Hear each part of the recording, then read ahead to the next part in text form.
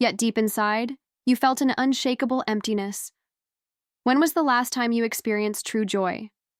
Not the kind you force in family photos, not the fleeting satisfaction of checking something off your to-do list, but genuine joy, the kind that makes your heart race with excitement, that fills you with anticipation for a new day.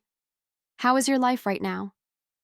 Are you truly happy, or are you just going through the motions, trapped in a cycle of work, responsibilities, and unspoken pressures? Close your eyes for a moment. Imagine if you could turn back time, back to when your heart was free, when every day felt like an adventure, when love came naturally without hesitation. What would you do differently? Would you make the same choices? I used to ask myself these questions constantly, and then something happened. Someone entered my life and turned my world upside down. If you're feeling overwhelmed, lost, or simply seeking something different, take a deep breath. Let go of everything for a moment and listen to my story. A story where perhaps you might see a reflection of yourself. My name is Emily Carter. I'm 40 years old, a wife, a mother, and an HR manager at a large corporation. From the outside, my life seemed ideal. I was married to Daniel Carter, a brilliant architect. We had 2 wonderful children, a beautiful home in the suburbs of New York, and financial security. But what no one knew, not even me for the longest time, was that I was no longer happy. Every morning, my alarm jolted me awake. I would turn to look at Daniel, but he was still fast asleep. When was the last time we woke up holding each other? I couldn't remember. I quietly slipped out of bed, starting my day with the same monotonous routine, making breakfast, checking emails, dropping the kids off at school, then rushing to the office for an endless string of meetings. Dinner with my family had lost its meaning.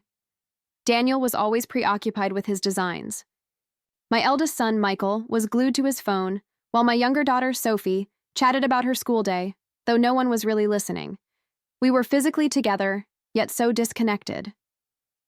Some nights, I would lie awake and watch Daniel sleep, wondering, when did we change? When did I change? Am I still the Emily I once was, or have I become a woman merely existing instead of truly living? I couldn't even recall the last time Daniel held me tightly. Maybe it was that winter night years ago, when he came home exhausted from a major project, whispered, "I miss you," and pulled me close. His voice was weary but sincere. I had smiled, wrapping my arms around him, feeling his warmth dissolve the darkness around us. But that was a long time ago. Now, when he arrived home, all I got was a nod, sometimes a quick peck on the forehead. The lingering glances, the tender touches, the deep conversations, they had all faded. We still shared the same bed, yet an invisible wall had formed between us. At first, I convinced myself that this was just how marriage evolved. Passion settles, love stabilizes, and routine takes over. But every time I looked in the mirror, I saw someone I no longer recognized. Where was the Emily of my 20s, the woman who was full of life, who believed in love with every fiber of her being? She had vanished into a life of repetition, where nothing ever changed, where nothing was worth looking forward to. Daniel's late nights became more frequent. While I lay in bed, he remained in front of his computer, immersed in his unfinished designs. I longed to talk to him, to pull him back toward me, but I didn't know where to begin. Sometimes I wondered, if I disappeared for a day, would he even notice? Would my absence make a difference in his life? I tried to reignite the spark. One evening with the kids out, I prepared a special dinner, candles lit, wine poured, and I wore the red dress he once adored. But when Daniel walked in, he barely glanced at the table before sighing, "You went through so much trouble, but I have a lot of work to do. Can we do this later?"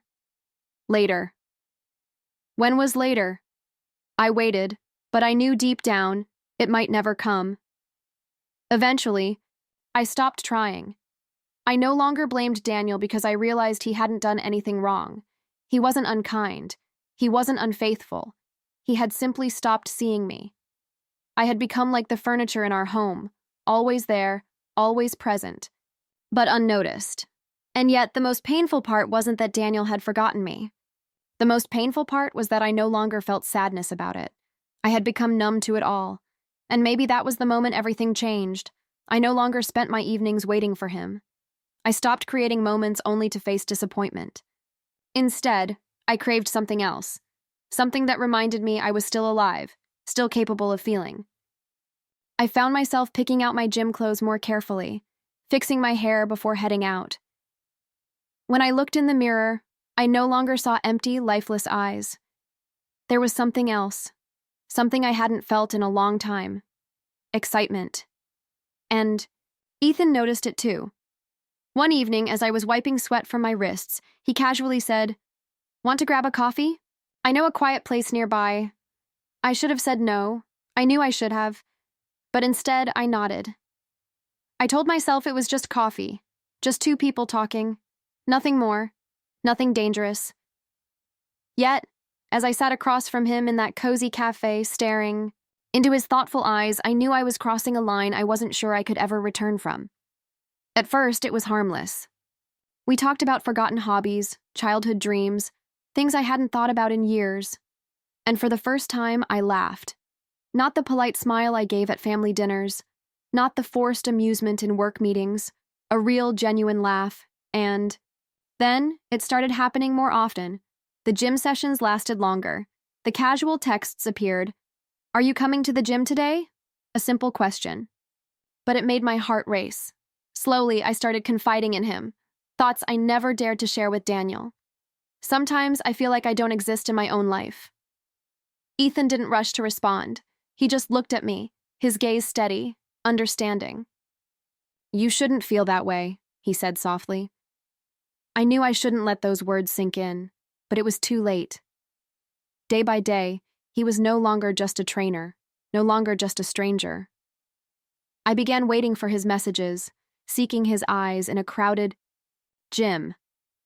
I spent more time fixing my hair, choosing outfits, paying attention to the little things Daniel had long stopped noticing. Ethan, however, noticed everything.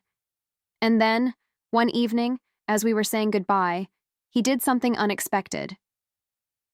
His fingers brushed against my hand, light, hesitant. I froze. "You know what, Emily?" His voice was quiet, but firm. "I like talking to you. I feel like I understand you, even without words." My heart pounded. I should have pulled away, but I didn't, because for the first time in years, I didn't want to let go, and that terrified me. Joined a gym. Not because I wanted to change. Ethan's text appeared on my screen. "Are you free? I need to talk." My heart pounded. Daniel sat in the living room, eyes glued to his laptop, oblivious. I could lie, say I was running an errand, or just walk out. And I did.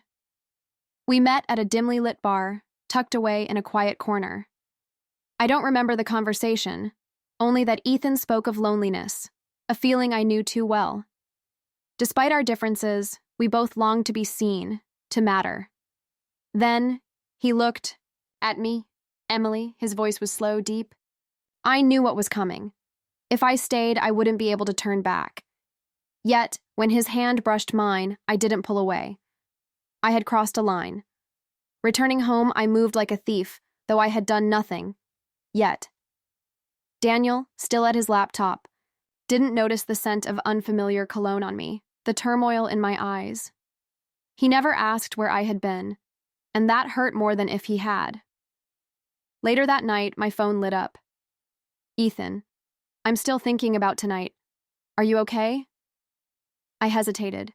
If I replied, was I stepping into a world I couldn't escape? Or was I just searching for something I had lost? Days passed in a storm of emotions. Ethan's texts made my heart race. I felt alive. Yet, a part of me feared where this was heading. And then, fear turned to reality. One evening, Daniel came, home early. My phone buzzed on the counter. "I miss you, Emily." His eyes flickered to the screen. No anger. No accusations. Just a calm, unreadable look. "Emily, is there something you want to tell me?" I could lie, say Ethan meant nothing. But would I just be lying to Daniel? Or to myself? I had assumed Daniel no longer cared, but the quiet pain in his eyes said otherwise. In that moment, I faced a cruel truth. No matter my choice, I would lose something. Stay and live with the emptiness I'd been running from. Leave and lose everything I had built. Daniel sighed. I understand. 3 words that felt like an ending. That night, he didn't touch me, didn't ask questions, just turned away as if avoiding the truth would make it disappear. But it lingered, like a ghost between us. The next day, I ended things with Ethan. No more messages, no more stolen glances. But I had already lost something far more precious long before that night. I had lost my connection with my husband. We lived together, but nothing was the same. The warmth in Daniel's eyes was gone. The gentle embraces felt distant. I had returned to my old life, but I was no longer the same Emily. I once thought an affair was a single choice, cross the line or step back. But I was wrong. Sometimes even the smallest step can take you too far. I don't know if Daniel will ever look at me the same way again, but I do know this. Love, marriage, and trust are fragile, and sometimes a single moment can change everything.